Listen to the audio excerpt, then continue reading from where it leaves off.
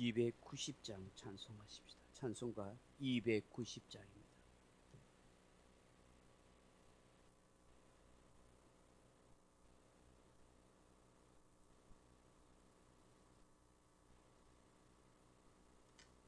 (290장입니다) 우리는 주님을 늘 배반하나 내 주 예수 여전히 날 부르사 그 참되신 사랑을 베푸시나니 내 형제여 주님을 곧 따르라. 주 널 위해 비네 주 널 위해 비네 주 널 위해 비네 항상 비시네. 주께서 풍성한 은혜를 내려 내 영혼이 나날이 복 받으니 주 예수를 너희도 구주로 섬겨 곧 따르면 풍성한 복 받겠네. 주 널 위해 비네 주 널 위해 비네 주 널 위해 비네 항상 비시네.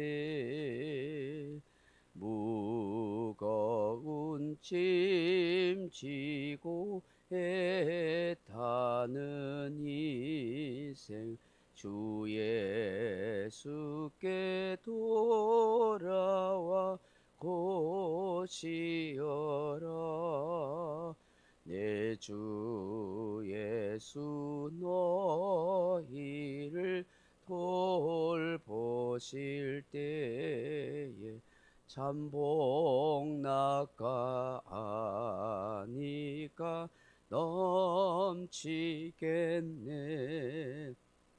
주 널 위해 비네 주 널 위해 비네 주 널 위해 비네 항상 비시네.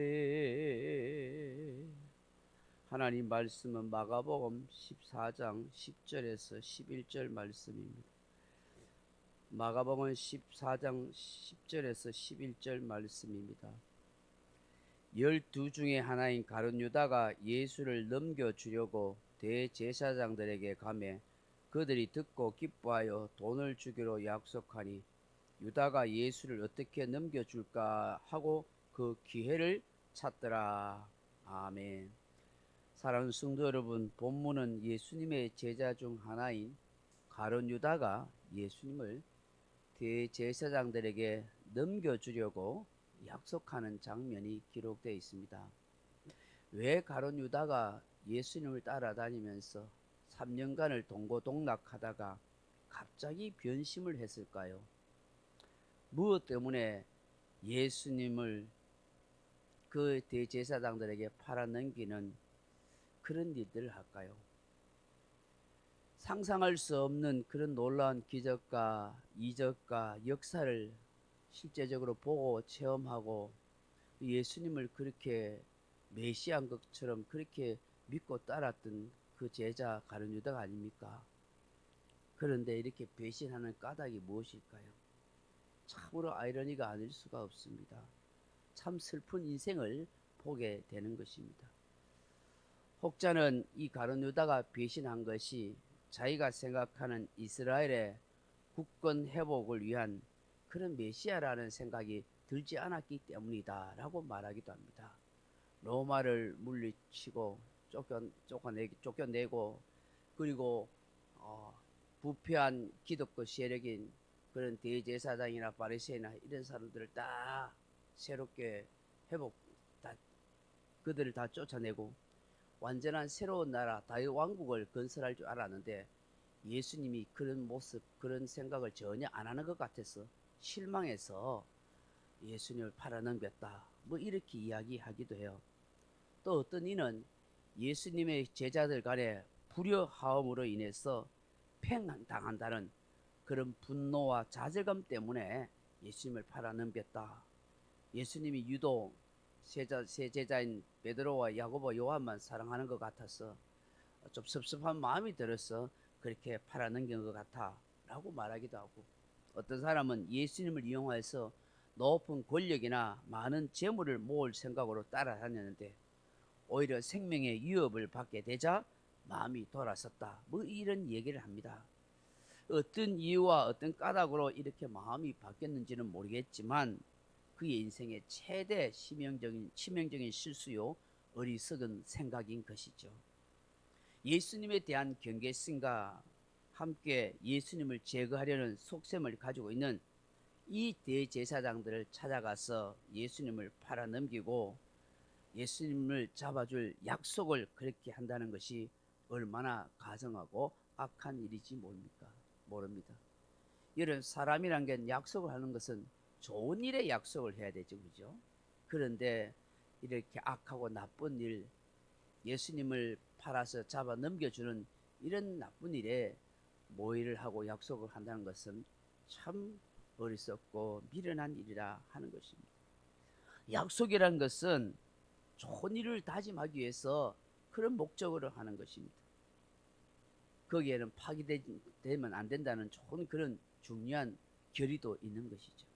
그런데 안타깝게도 이 가룟 유다는 이런 잘못된 약속을 하는 것입니다. 왜 이런 약속을 했을까?